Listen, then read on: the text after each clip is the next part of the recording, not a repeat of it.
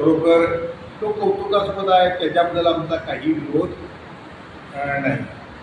परंतु शासन आमच्या सगळ्या शेतीपंप धारकांच्या मध्ये बुद्धिभेदाचा प्रकार या त्यांच्या निर्णयामुळे झाला असं आमचं मत.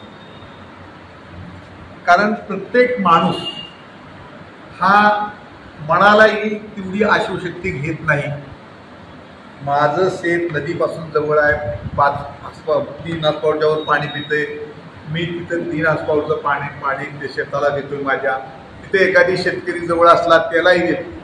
आणि जिथं माझी शेती डोंगराकडे आहे तिथं मला 10, 15, 20, 25 काय असेल हातपाव, त्या हातपावनं नेऊनच ती शेती भिजवायला लागते.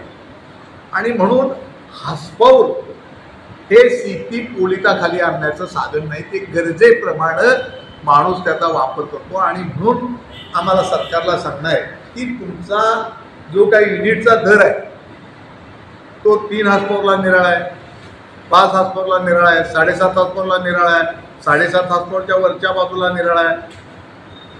ज्या लघु दाबाच्या पाणी पुरवठा संस्था आहेत त्यांना निराळा आहे, उच्च दाबाच्या ज्या इरिगेशन स्कीम आहेत त्यांना निराळा आहे. आणि त्याच्यामध्ये खरोखर खाजगी पंपधारकावर आज अन्याय होतोय, कारण त्यांचा दर आज ₹2.44 7.5 पर्यंत सरकारनं आता माफच.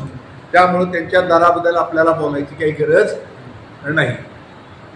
आणि जर का लघुदाबाची 25ची मोटर असेल, 50ची असेल, 100ची असेल, 200 पातूरची मोटर असेल तर त्याला मात्र सहकारी संस्थाही म्हणून युनिटला ₹1 आकार, एका युनिटला ₹1 आकार देतो. आणि उच्च दाबाच्या इरिगेशन फेडरेशनच्या आंदोलनामुळे त्यांना आता ₹1.16 बसतात.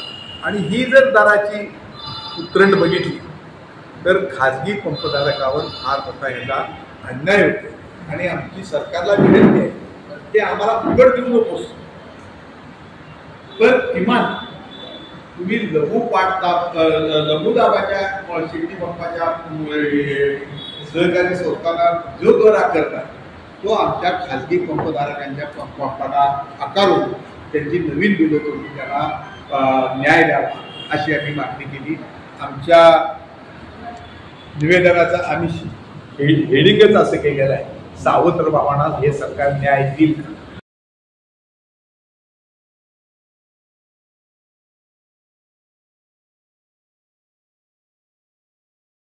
असेच नवनवीन विषय ऐकण्यासाठी लाईक, सबस्क्राईब आणि बेल आयकॉनवरती क्लिक करा.